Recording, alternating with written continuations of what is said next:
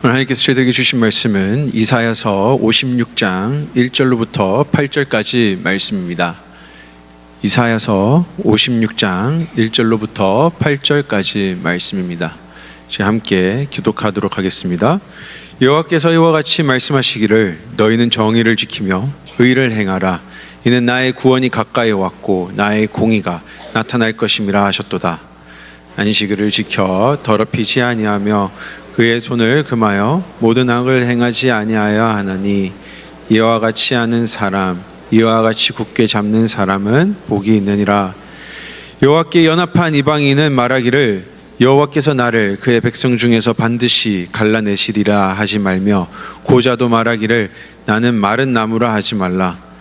여호와께서 이와 같이 말씀하시기를 나의 안식일을 지키며 내가 기뻐하는 일을 선택하며 나의 언약을 굳게 잡는 고자들에게는 내가 내 집에서 내 성 안에서 아들이나 딸보다 나은 기념물과 이름을 그들에게 주며 영원한 이름을 주어 끊어지지 아니하게 할 것이며 또 여호와의 연합이 그를 섬기며 여호와의 이름을 사랑하며 그의 종이 되며 안식일을 지켜 더럽히지 아니하며 나의 언약을 굳게 지키는 이방인마다 내가 곧 그들을 나의 성산으로 인도하여 기도하는 내 집에서 그들을 기쁘게 할 것이며 그들의 번제와 희생을 나의 제단에서 기꺼이 받게 되리니 이는 내 집은 만민이 기도하는 집이라 일컬음이 될 것임이라.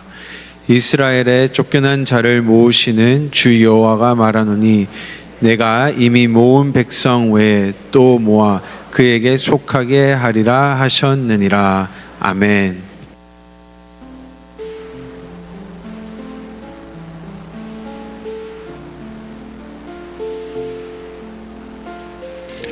할렐루야.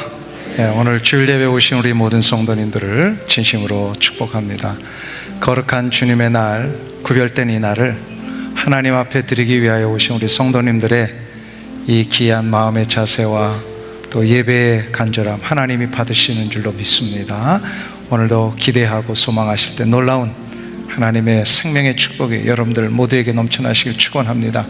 서로를 향해서 한번 우리 축복의 인사 나누겠습니다. 잘 오셨습니다. 주님의 이름으로 환영합니다. 축복합니다.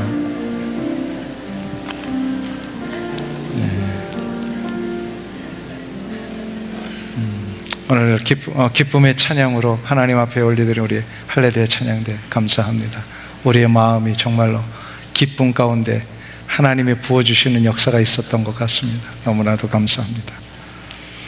이사야 56장은 하나님의 백성들의 회복에 대한 메시지입니다. 아픔과 어려움, 고통과 상처 속에 헤매었던 이스라엘 백성들이 다시금 이제 하나님이 보장하신 새로운 회복의 아침을 맞이하게 될 것이다 라고 하는 메시지입니다. 오늘 이 자리에 계신 여러분들 모두가 이스라엘 백성들에게 주신 회복의 메시지가 여러분을 향한 메시지가 되기를 축원합니다. 어느 누구든지 간에 아픔이 있을 수 있고요, 또 마음에 고민이 해결되지 않은 상태로 살아갈 수가 있습니다. 또 어떤 경우에는 한평생 해결되지 않은 상처의 문제가 있을 수 있습니다. 그러나 오늘 주신 말씀을 보면요, 그 모든 것이 다 해결되는 역사가 일어난다는 거예요. 하나님이 허락하신 이 놀라운 회복의 능력을 소유한 자마다 고통과 상처와 아픔이 다 물러가고 우리에게는 놀라운 기쁨의 역사가 일어납니다. 오늘 찬양대 찬양처럼 기쁨의 찬양이 일어나는 날이 옵니다. 그 날이 오늘이 될 줄로 믿습니다. 오늘 본문에 특별히 오늘 세 번째 시간인데요, 오늘 본문의 6절부터 8절까지의 내용 속에 보면은요, 이미 우리가 지난주 그 전주 두 주에 걸쳐서 살펴보았던 이 공통적인 핵심의 결론이 반복되어 있습니다. 계속해서 우리 석 주 동안 반복했던 이 회복의 핵심은 뭐냐면요, 하나님과 연합한 자가 회복을 얻게 되더라는 거예요.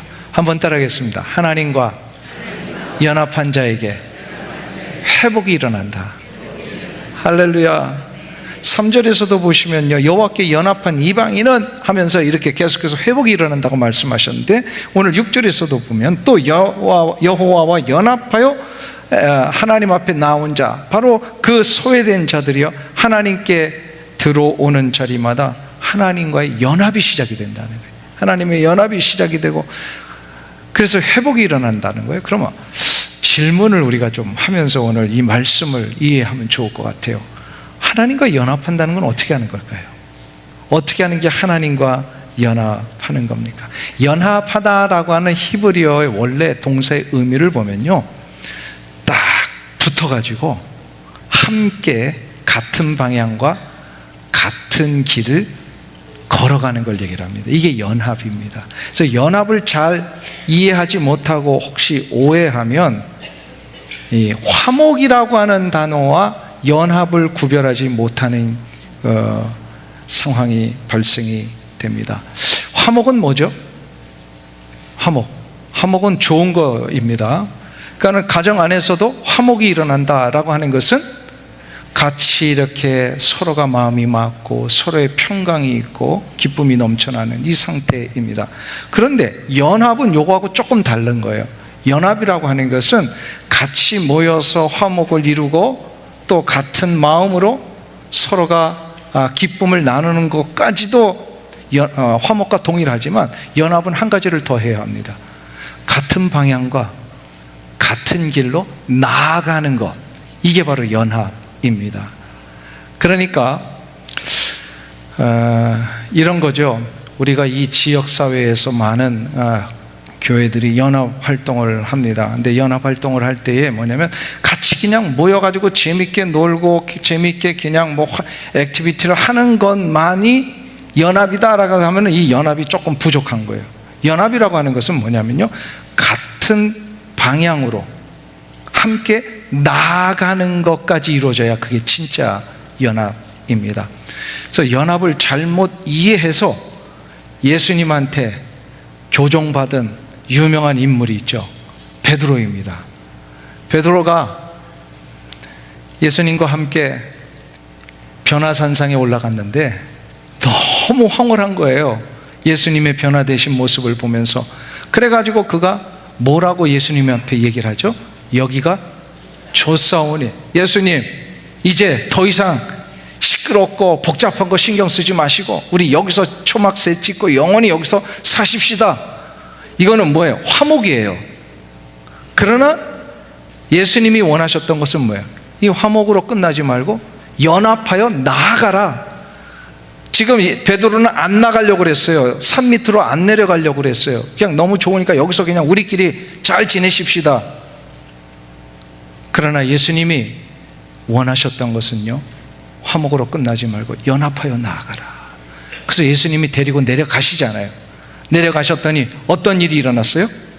거기 귀신 들린 자들이 있었는데 이 제자들이, 남아있던 제자들이 귀신 들린 사람 하나 이게 해결을 못해가지고 절절매고 있었잖아요. 그래서 예수님이 이제 그 자리에서 이 모든 것을 고쳐주시며 끝까지 이 일을 감당하기 위해 나아가도록 제자들을 독려하십니다. 자, 여기서 아주 중요한 연합에 대한 성경적인 의미를 우리가 정리합니다. 연합이란 뭐예요?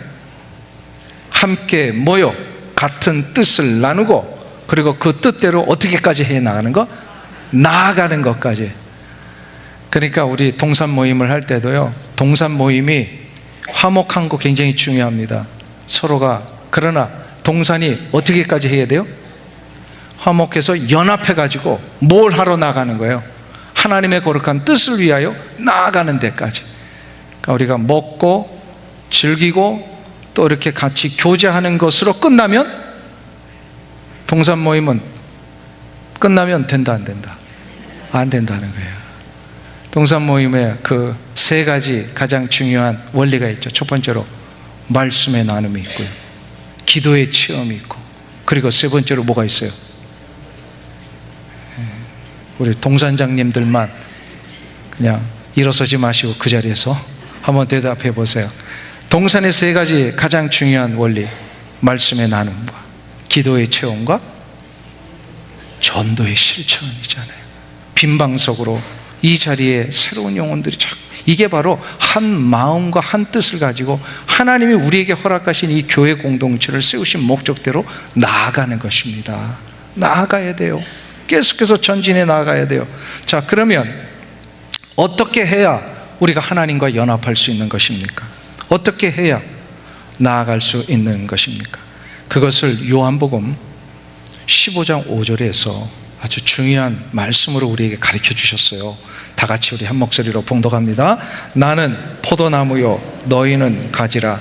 그가 내 안에 내가 그 안에 거하면 사람이 열매를 많이 맺나니 나를 떠나서는 너희가 아무것도 할 수 없음이라.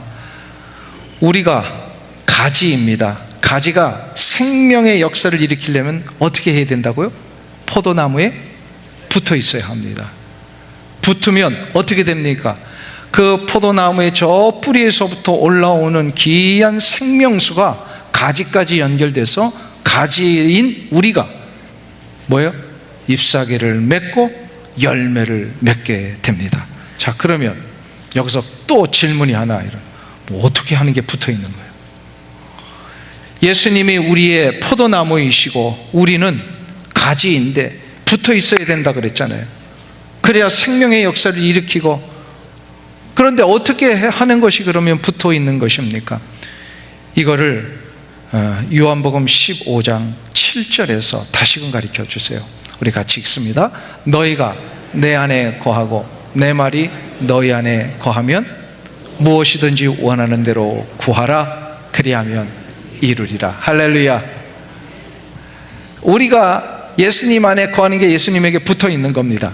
근데 그 붙어 있는 것을 어떻게 하면, 이거는 신비한 연합입니다. 근데 신비한 연합을 우리 수준에서 가장 확실하게 물리적으로 깨달을 수 있는 방법이 뭐냐? 말씀이 내 안에 거하는 겁니다. 말씀이 내 안에 거하시면 예수님의 말씀이시잖아요. 그러니까 우리가 하나가 되는 것이에요. 그래서 우리가 예수 그리스도와 연합을 하게 되는 것인데, 그렇게 될 때에 우리는 어떻게 됩니까? 생명의 역사를 일으키고 주님이 원하시는 대로 전진하게 되어 있습니다. 자, 그럼 여기서 질문이 마지막으로 하나 더 남습니다. 왜 이걸 해야 됩니까? 왜 이걸 해야 돼요? 왜 예수님에게 붙어 있어요? 생명수를 역사를 일어난다. 왜 우리가 열매를 맺어야 됩니까? 이게 바로 회복의 아주 중요한 원리이기 때문에 그랬어요. 회복은 뭐라 그랬어요? 원래 상태로 되돌아가는 겁니다. 원래 좋은 상태로 돌아가는 게 회복이에요.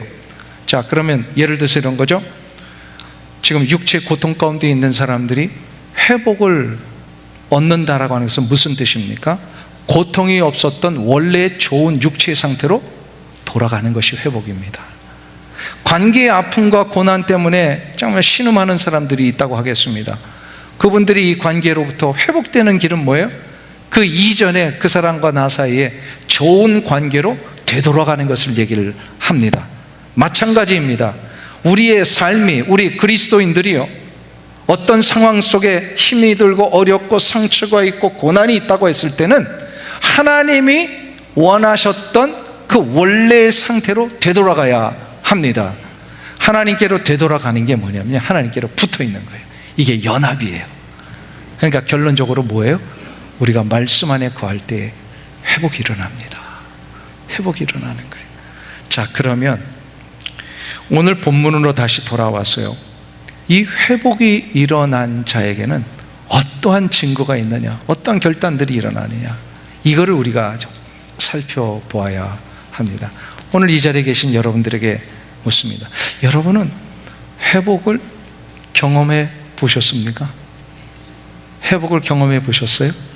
회복된 적이 있으셨어요? 아멘? 예. 그러나 앞으로도 또 여러분에게는 이 회복이 일어나야 할 줄로 믿습니다. 그러면 여러분에게는 어떤 회복이 일어나야만 될까요? 그 어떤 회복에 대한 증거와 결단들이 오늘 본문에 의하면 두 가지로 나타나요. 그러니까 두 가지의 결단을 하고 두 가지의 증거를 확인해야 되고 한 가지 마지막 결단을 해야 합니다. 그게 첫 번째로 뭐냐면요, 내가 회복됐는지 안 됐는지를 점검하는 방법, 내가 하나님만을 섬기고 있는가를 보아야 합니다. 한번 따라하겠습니다. 회복된 자는 하나님만을 섬기게 된다. 예. 오늘 6절을 한번 보세요. 6절의 말씀 다 같이 한 목소리로 봉독합니다. 또 여호와와 연합하여 그를 섬기며 여호와의 이름을 사랑하며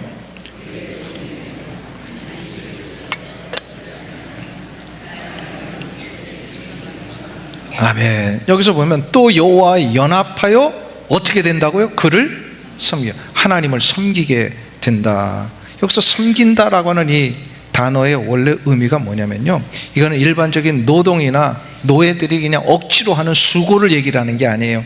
종이 그냥 억지로 주인 마음에도 없지만 할 수 없이 내가 종살이 해야 되니까 그냥 억지로 섬기는 걸 얘기를 하는 게 아니라, 여기서의 섬긴다라고 하는 것은 아주 특별한 경우에 쓰는 단어였어요. 성막이나 성전에서 제사장들이나 레위인들이 하나님 앞에 제사를 드리고 봉사하는 거룩한 직무를 수행할 때 하는 섬김, 이게 바로 여기서 사용되는 하나님 섬기는 것이었어요. 그러니까 이방인들이 어떻게 된다는 거예요? 저들은 원래 내쳐진 자였고 소외된 자였고 끊어진 자였잖아요. 하나님의 거룩한 성전 제사에 전혀 참여할 수 없고 그냥 그 주변에서만 겨우겨우 제사에 동참할 수 있었던 자들이었습니다. 그런데 이런 이방인들이 정통 유대인들처럼 제사로 하나님을 섬기는 이 일의 중심으로 들어온다는 거예요. 중심으로 들어와서 변두리에 있는 자가 아니라, 이방인이 아니라, 그냥 방관자가 아니라 이 중심에서 하나님을 제사장들과 똑같이 섬기게 되더라는 거예요. 이 일이 언제 이루어집니까? 우리 주 예수 그리스도의 십자가의 대속의 은총으로. 우리 모두가 다 이방인이었잖아요. 그런데 우리가 이 예배의 중심에 제사장과 같이 서게 됩니다. 베드로전서 2장 9절에 그래서 베드로 사도가 그 얘기를 하잖아요. 너희는 왕 같은 제사장들이요. 이게 바로 그 뜻입니다. 전에는 이방인이었어요. 이 예배의 중심에 들어올 수 없었어요. 구약의 개념으로 보면 여러분들 이 자리에 예배를 드릴 수 있었다 없었다? 구약에 보면 우리 다 이방인이잖아요. 그럼 없었어요. 유대인들만 예배의 중심에 들어올 수 있었어요. 그런데 예수 그리스도의 십자가의 은혜로 이 모든 허물과 담이 무너지고 우리가 예배의 중심으로 들어올 수 있었습니다. 할렐루야. 이게 바로 회복된 자에게 나타나는 증거라는 거예요. 여러분은 이미 회복된 거 맞습니까? 아멘? 회복되지 않았다면요, 여전히 이방들처럼 소외된 자로 살 수밖에 없었어요. 근데 여러분들은 다 하나님의 은혜로 이 중심에 들어온 자예요. 그래서 이 6절이요, 하나님을 섬기는 이 회복의 모습이 여러 동사들과 같이 함께 나오고 있습니다. 6절을 다시 한번 보세요.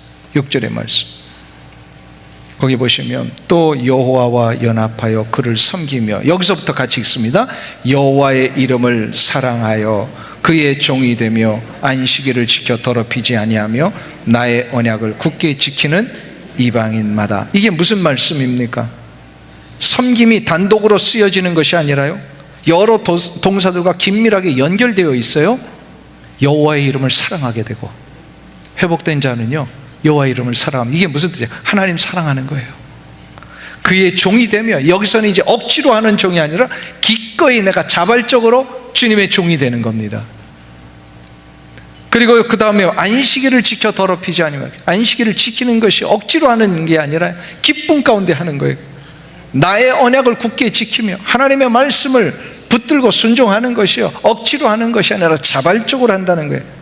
섬김은 그래서 하나님을 섬기는 일이요, 더 이상 억지로 하는 의무가 아닙니다. 하나님을 향한 사랑이 이미 저 마음 기저에 동기가 돼가지고 내 자신을 드리는 것 자체가 기쁨 가운데 자발적으로 헌신하는 이 역사. 오늘 이 자리에 나오신 여러분들이 이 주일 예배 자발적으로 하나님에 대한 간절한 열망 때문에 나오신 거 맞죠? 그러면 여러분들은 이미 하나님 섬기는 게 맞는 거예요. 이 섬김은 억지로 하는 그런 섬김이 아니잖아요. 출애굽기 21장에 보면 히브리인들의 그 종살이 하던 자들을 해방시키는 내용이 나옵니다. 그러니까 히브리인들 가운데, 그러니까 유대인들 사이에서요, 어떤 사는 동안에 갑자기 그 경제적인 어려움 때문에 빚을 지거나 아니면 자기가 하던 일이 아주 어려움 당해가지고 모든 것을 잃어버리거나, 이런 사람들은 빚을 지어서 갚지 못했을 때 자에게 돈을 빌려준 사람의 종살이로 들어가게 되어 있습니다. 근데 모든 종살이 하던 사람이 어떤 모습이든지 어떤 형편이든지 간에 7년이 되면 이 종살이는 다 해방시켜야 됩니다. 이게 하나님이 정해놓으신 아주 중요한 율법의 규정이었습니다. 그래서 7년째 됐는데 종살이를 하던 사람이요, 이제 자유함을 얻어서 주인이 선포합니다. 너 이제 자유하니까 너의 집으로 돌아가 했는데, 주인을 떠나지 않고 계속 종살이 하겠다는 사람들이 있었어요. 그 중에 어떤 이유냐면 주인이 너무 좋아가지고 종을 종으로 대한 게 아니라 인격적으로 대하고, 이런 경우에 나가질 않는 거예요. 그렇잖아요. 그냥 여기가 너무 좋으니까 계속 있고 싶은 거야. 나가봤자 별 볼 일 없잖아요. 종살이 하던 사람이 나가면 어떻게 감당하겠어요. 그러니까 있고 싶은 거예요. 또 다른 한 케이스는 종살이 하던 사람들이 거기서 이제 주인이 짝지어준 사람과 결혼을 해가지고 자식을 낳습니다. 그러면 종살이 하는 동안에 가정을 이루고 자식을 낳으면 종은 자유함을 얻지만 그 가족들은 주인에게 남아야 되는 거예요. 그러니까 생각해 보세요. 이 가족이 너무 사랑스러운데 이 가족들을 내버리고 자기 혼자 자유인으로 살 수 없잖아요. 그래서 내가 주인에게 종이 되겠습니다, 이렇게 하는 경우들이 있었더라는 거죠. 이런 경우에 그러면 주인이 그 종의 마음을 보고, 그래 내가 자유케 했는데 너가 안 나간다고? 그러면 나하고 한 가지 언약을 맺자 하면서 언약을 맺는 게 종들의 귀에 송곳으로 구멍을 뚫습니다. 거기서부터 귀 뚫는 게 나왔어요. 여자분들 귀가 뚫는 거예요. 그러면 그거는 무슨 뜻이냐면요, 이거는 언약적인 서약입니다. 나는 이제부터는 억지로 하는 것이 아니라 주인을 향한 사랑 때문에 영원히 이 집의 종으로 살면서 주인의 말에 귀 기울이며 순종하겠습니다 라고 하는 뜻으로 이제 귀에 구멍을 뚫습니다. 앞으로 우리 여자분들은 아침에 일어나서 귀걸이 하실 때마다 무슨 뜻이라고요? 누구의 종이 되는 거예요? 네, 하나님의 종이 되는 거예요. 하나님, 내가 이제부터는 억지로 하는 게 아니라 하나님을 진정 사랑하는 마음으로 주의 뜻을 따르겠습니다. 참, 그러니까 이게 귀 뚫는 게 참 중요하더라고요. 보니까 중요해요. 그 히브리인들에게는 바로 귀를 뚫는다는 게 그런 의미였습니다. 근데 이거를 누가 한다는 거예요? 이제 이방인들이 그렇게 한다는 거예요.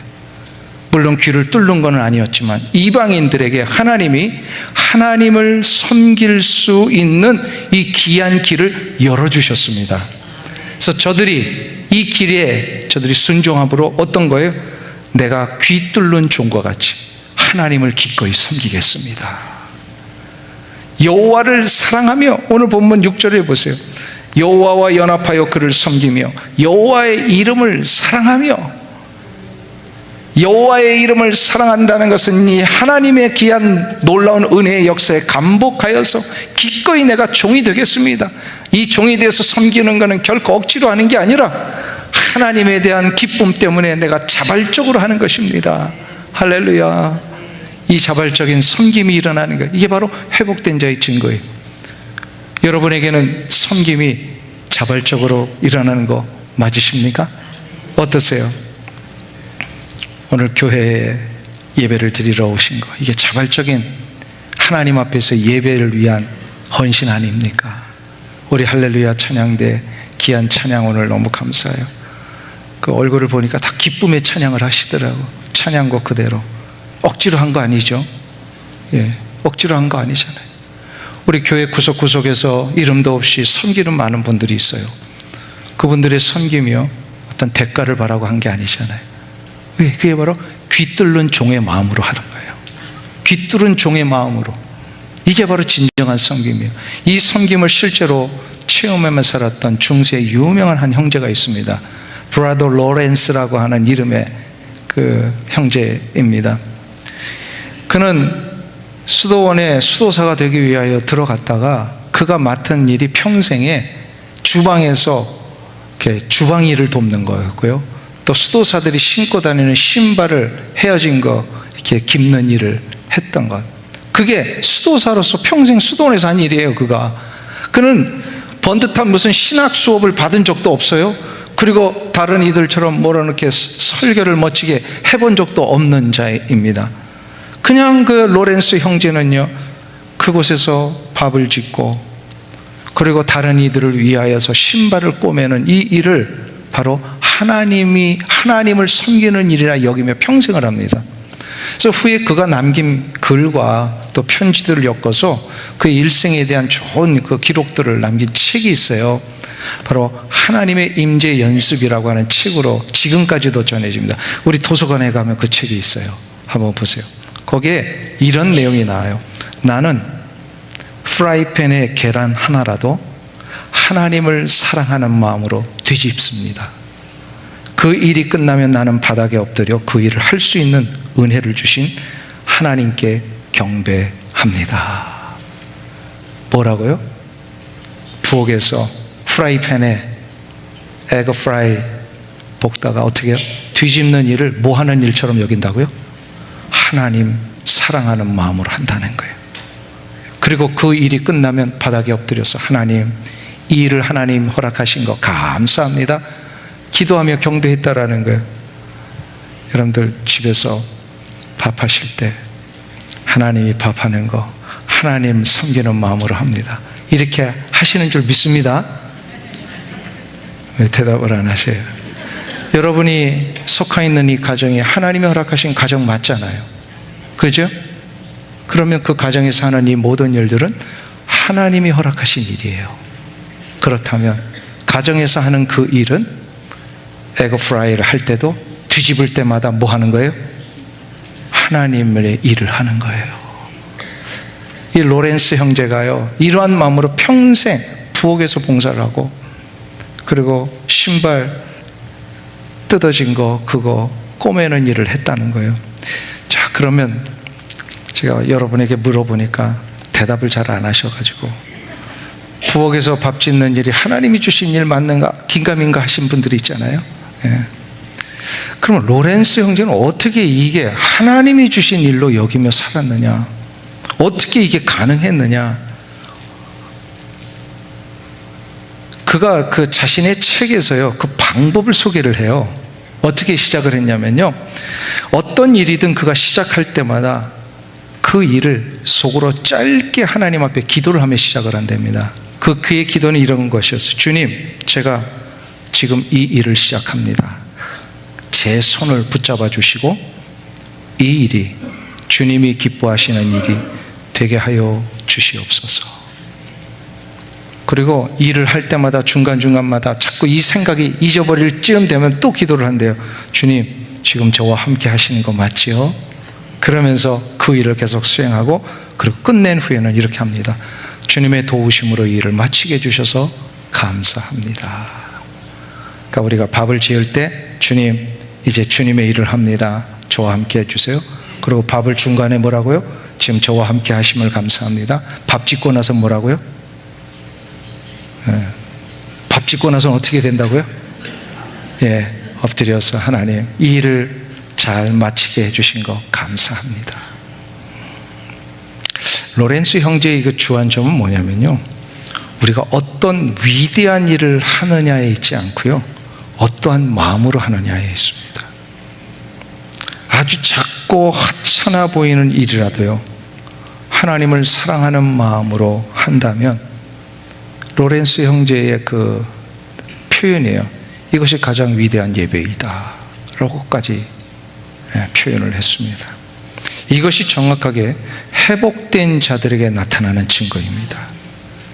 회복된 자는요, 참된 섬김의 능력이 시작이 됩니다. 어떤 섬김이라고요? 억지로 하는 섬김이 아니라 자원하는 마음으로, 하나님에 대한 사랑의 마음으로 그 일을 하게 됩니다. 법의 얽매인 자가 아니고, 노동의 얽매인 자가 아니고, 사람들의 눈총 때문에 억지로 하는 이런 섬김이 아니라 나를 살려서 나를 하나님의 거룩한 자녀의 반열에 오르신 그 놀라운 사랑 때문에 우리가 힘겨워 그 일을 감당하는 것입니다. 이것이 비록 우리의 삶이 연약할지라도, 보잘것없을지라도 그 작은 것을 섬길 때 하나님이 여러분의 삶을 분명히 능력으로 인도하실 줄로 믿습니다. 모든 걸 하나님 섬기는 마음으로 하실 때 이게 바로 회복된 자의 증거인데요, 여기서 끝나지 아니하고 하나님께서는 우리에게 회복된 자에게 보장해 주신 놀라운 축복을 하나 선사하십니다. 그게 바로 성전을 만민이 기도하는 집이 되게 하십니다. 한번 따라하겠습니다. 성전은 만민이 기도하는 집이다. 오늘 7절이 그 말씀을 우리 가운데 약속으로 주십니다. 7절을 다시 한번 보실까요? 같이 읽습니다. 내가 곧 그들을 나의 성산으로 인도하여 기도하는 내 집에서 그들을 기쁘게 할 것이며 그들의 번제와 희생을 나의 제단에서 기꺼이 받게 되리니 이는 내 집은 만민이 기도하는 집이라 일컬음이 될 것이라. 이 말씀은 이사야 56장의 결론인 동시에 장차 하나님께서 이스라엘 백성들을 통하여 무엇인가를 하실지 미리 보여주시는 비전의 메시지입니다. 성전은 이제 더 이상 유대인들만의 전유물이 아니라는 겁니다. 소외된 자, 끊어진 자, 그 누구든지 간에 다 들어올 수 있는 곳이 성전입니다. 훗날에 예수님께서 이 성경 구절을 인용하셔서 성전에서 이 말씀을 선언하신 적이 있죠. 언제 이 말씀을 선언하셨어요? 예수님께서 이제 십자가에 달려 돌아가시기 전에 성전에 들어가셨는데 그 성전에 들어가 보니까 과관이 아니에요. 막 장사치들이 장사를 하고 있고 시끄럽고요, 뭐 비둘기, 뭐 소, 양 이런 것들을 팔고 있더라는 겁니다. 그래서 예수님께서 저들의 상을 엎으시고 그리고 저들에게 말씀을 하셨던 것이요, 너희들이 어찌하여 이 성전을 강도의 구렬로 만들었느냐 하시면서 성전은 만민이 기도하는 집이라 하신 거 잊지 않고 있느냐, 왜 잊고 잊어버리고 있느냐, 이런 말씀으로 저들을 책망하셨습니다. 이게 왜 이런 말씀을 하셨냐면요, 원래 성전에는 이렇게 뜰들이 이렇게 구변되어 있었습니다. 그런데 성전의 이 두 번째 뜰에는요, 이방인들이 그래도 예배 드릴 수 있도록 하나님이 허락하신 곳이었습니다. 정통 유대인들은 예배 중심으로 와가지고 예배를 드릴 수 있었지만 이방인들은 그 중심에 못 들어오니까 하나님이 허락하셨어요. 이방인의 뜰을 만들어 놓으셨어요. 거기서 너희들은 예배를 드릴 수 있도록 하셨어요. 그런데 유대 지도자들이 이 이방인의 뜰에 장사꾼들이 장사를 하게 해버린 거예요. 그러니까 그 뜰에서라도 예배를 드리고 싶어 하던 이방인들, 소외된 자들이요, 성전 예배를 참석할 수가 없었던 거예요. 이 때문에 주님이요, 이거 보시고 화가 나신 거예요. 도대체 너희들이 이 성전에 예배 드리는 자의 자리를 다 빼앗고 장사치들의 장사를 하게 만들었느냐? 그러면서 상을 엎으신 거예요. 예수님의 이 성전 정화는 그래서 장사치들을 책망하는 데 초점이 있는 게 아니라 장사치들의 자리에, 이방인의 뜰에 장사치들을 허용한 유대의 종교 지도자들에 대한 책망이었어요. 잘못했다는 거예요. 예배를 방해한 거예요.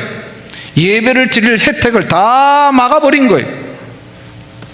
만민이 기도하러 들어와 하나님 앞에 예배하며 하나님을 섬길 수 있는 장소가 되어야 하는데 그것을 막은 유대의 종교 지도자들, 이거 아주 천인공노할 아주 끔찍한 죄를 저지르는 거 아닙니까? 예배를 방해하는 거, 아주 심각한 죄입니다. 예배를 방해하는 거는요, 정말로 하나님 앞에 용서받지 못해요. 그러므로 예수님이 그렇게 화를 내셨던 거예요. 자, 그럼 여기서 아주 중요한 메시지가 나옵니다. 하나님은 예배하는 곳을 만민이 다 들어올 수 있는 곳으로 열어놓으셨다라는 거예요. 그래서 우리가 이 자리에 들어와서 예배 드릴 수 있었습니다. 자, 이 교회는 그래서 그 누구든지 와서 예배를 드릴 수 있어야 합니다. 어느 누구든지 그의 신분과 출신과 능력과 배경에 제한을 두어서는 안 됩니다. 모두가 와서 함께 예배 드릴 수 있는 곳이어야 합니다. 그것이 될 때에 그곳에 드려지는 예배에 임하는 모든 자들에게 나타나는 놀라운 축복을 주십니다. 회복입니다. 회복의 증거 바로 기쁨입니다. 만민이 기도하는 집으로 열어놓으신 이곳에 와서 진정으로 예배를 드리면요, 기쁨이 일어나는 거예요. 기쁨이 일어나는 거예요. 그러니까 여러분들은 오늘도 이 예배 가운데 기쁨이 일어나고 있는 줄로 믿습니다. 할렐루야. 그러니까 어느 누구도 차별하면 안 돼요. 저 사람만 안 오면 좋겠는데. 이렇게 되면 우리가 뭐 하는 거예요? 이방인 뜰에다가 우리 장사치들을 놓고 있는 거예요.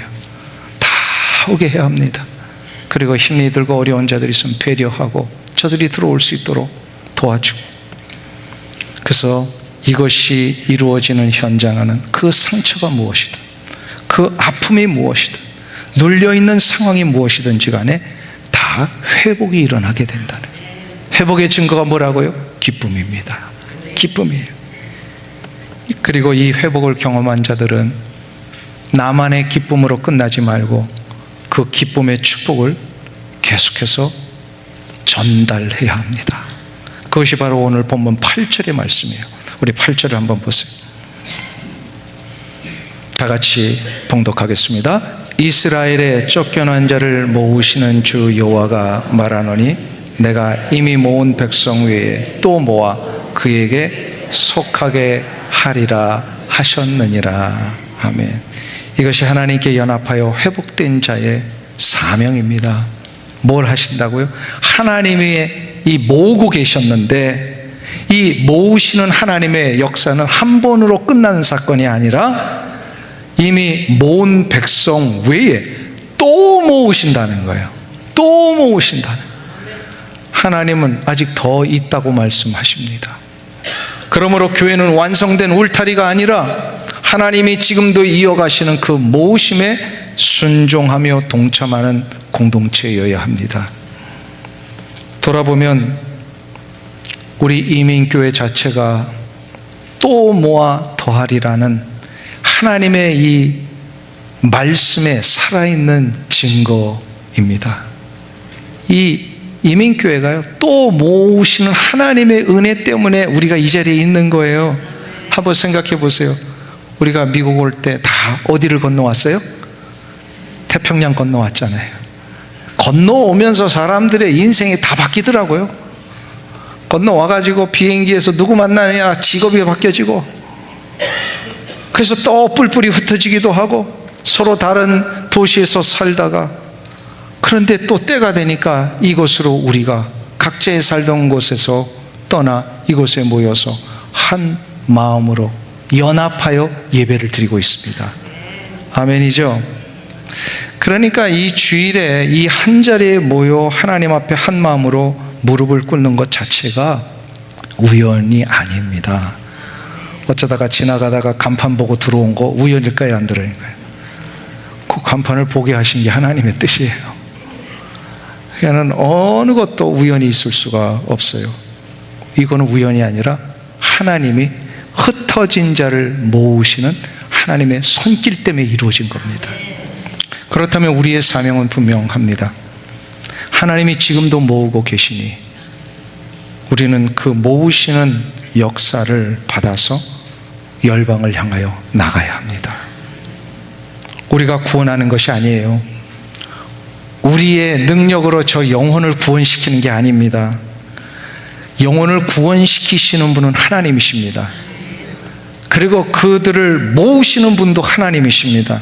우리는 다만 하나님이 던지시는 생명의 구명밧줄을 아직 물에 빠져 있는 자들에게 전달하는 자일 뿐입니다.